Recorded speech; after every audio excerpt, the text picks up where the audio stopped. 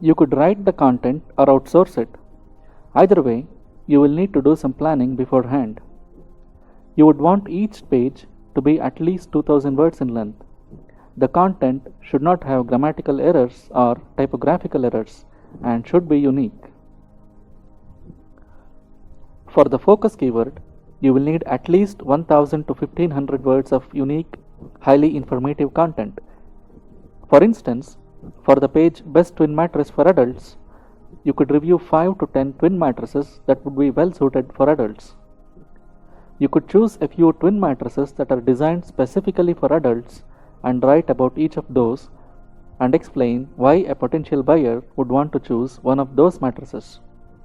Or you could have content related to sleep problems adults face and then suggest a few twin mattresses that could help them deal with those problems. Or you could create a detailed twin mattress buying guide and write in some detail about how to go about buying a twin mattress. This can be a detailed buying guide that discusses each of the features a buyer would have to look for when buying a twin mattress for an adult. Any content that you feel would be very helpful to your audience would be very good. And for each of the secondary keywords, you will need at least 200 to 300 words of content.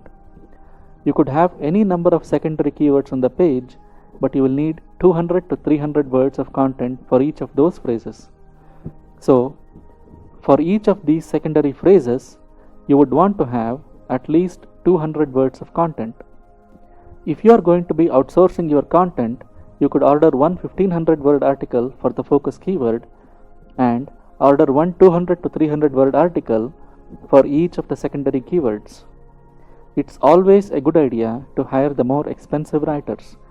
For instance, if you were to be ordering articles from ineedarticles.com, choose only 4 and 5-star writers, and always insist that every article should be unique.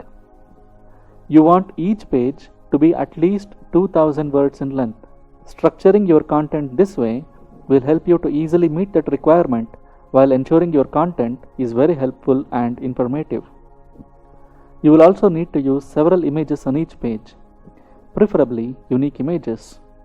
We will discuss images shortly. Here's the role relevance plays in how well your site performs. The more relevant your site is, the easier it will be to rank well in Google. If Google sees your site as being very relevant to a certain topic, you might be able to rank for even medium difficulty keywords with very few external backlinks. On the other hand, if Google does not see your site as being very relevant to a topic, then you will struggle to rank even for very easy keywords without building a lot of backlinks and adding lots of relevant additional content. This is why you would not want to completely trust keyword difficulty scores. A certain keyword may have a difficulty score of 20. But if Google does not see your site as being very relevant to the keyword, then you will not be able to rank easily without at least a few external backlinks and maybe some additional on-site content. Likewise, a certain keyword may have a difficulty score of 30. But if Google sees your site as being an authority on the topic, you may be able to easily rank at least on the second page with 0 external backlinks with just good on-page SEO. So, how do you know what topic your site is seen as being relevant to by Google? There are a couple of rules of thumb you could use. One way to know whether a particular site is seen by Google as being relevant to a particular topic is to see where in Google the site's pages are ranking. If several of the site's pages on a certain topic are in the top 10, then the site is seen by Google as being very relevant to the topic. For instance, if you have a site that has several pages about each of the following set of topics: kitchen islands, kitchen knives, kitchen designs, kitchen remodeling, and kitchen tiles, and you see that almost every page related to kitchen islands is in the top 20, while no page about kitchen remodeling is in the top 50. You would not be too wrong to conclude Google sees your site as being mainly about kitchen islands and does not consider your site as being very relevant to the topic kitchen remodeling. Now, this is not a perfect method. This might have happened because the pages about kitchen remodeling are targeting insanely hard keywords and the pages about kitchen islands are targeting long tails or zero competition keywords. Still, it's a thumb rule you can use to make decisions. Another way to find out what topics a site may be relevant for is to check how many pages the site has on the topic. Very large sites can be relevant for a whole range of seemingly unrelated topics, mainly because they have tons of content on just about everything imaginable. For instance, Wikipedia is seen by Google as being relevant to everything under the sun. Why is this? Because Wikipedia is a moderated site that has tons and tons of content on just about everything. And so, Wikipedia can rank in the top 10 for just about anything imaginable. It's the sheer amount of content the site has that gives it the power to do so. Which is why a link from Wikipedia is a good thing to have. No matter what your site may be about, chances are the link will be relevant to the topic of your site. Another example is Walmart. If you run the following command, cite walmart.com phishing, you will see Walmart has more than 1 million pages about phishing. And the following command shows Walmart has more than 37,000 pages about folding chairs. But Walmart.com is not solely about either phishing or folding chairs. Still, it's very relevant to both the topics. So, a link from such large sites will be very relevant regardless of the topic of your site, provided the link is on a page related to the topic of your site. Very large sites can end up being very relevant to multiple unrelated topics.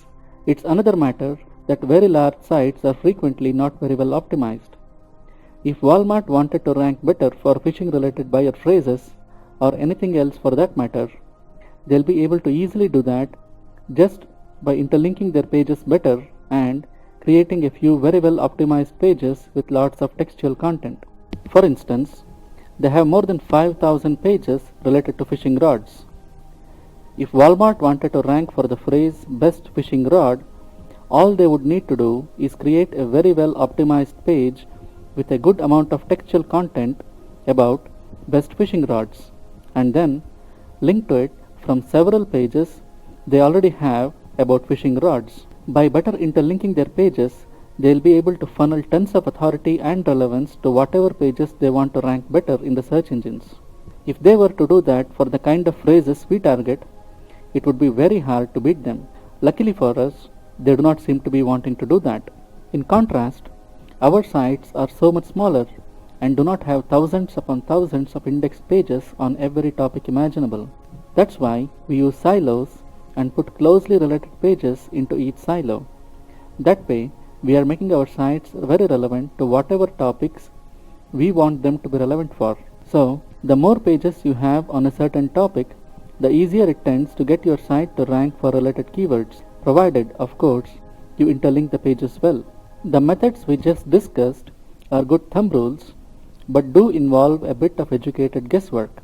There used to be a much more precise way that required zero guesswork, but Google most possibly realized they were giving too much information away and they eliminated that option.